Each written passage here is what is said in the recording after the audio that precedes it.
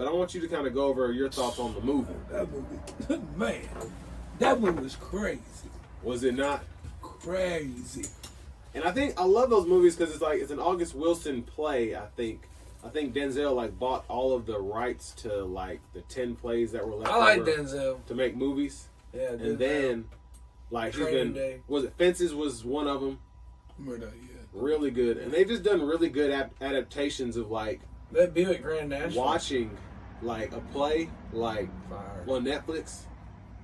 It's just really good, and I'm just so happy with how they've been doing that. I think they got a few more in the works, but I mean, just with how culture is, I feel like there's so much that like people are trying to like get rid of history, like that they don't like and want to remember Paul Revere and George Washington, but not what's going on with Martin Luther King and this, that, and the other. But history is history. True. And even though this was like an adaptation of a play, it still has like realistic, like a realistic background to it. Like in 1911, people were just, still working down south trying to get over slavery. They were still sharecropping and things of that nature. And like the premise of the movie is really good with how this piano comes into play. Yeah, cause like it was more like the dude.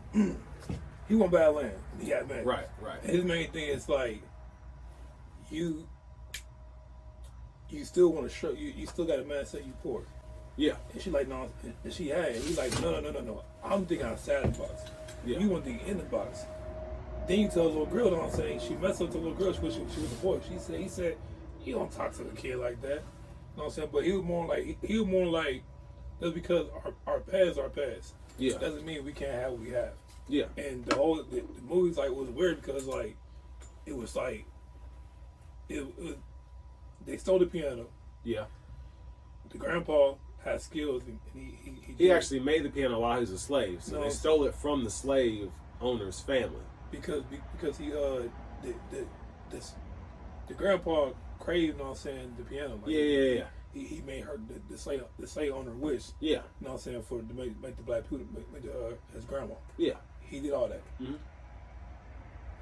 The girl who was staying in the house, her brother, you know what I'm saying, the dad stole the piano. Yeah. You know what I'm saying? But she was mad because she like, you ran with dad, you know what I'm saying, and mama had to take a beating because of dad, and you didn't see it when she was here, when she was suffering. Basically, the dad died for the piano, and then the mother had to raise the family by herself. Mm-hmm. And nobody really was thinking of that. And that's the last thing that the mother had of the father was the piano that he basically died for.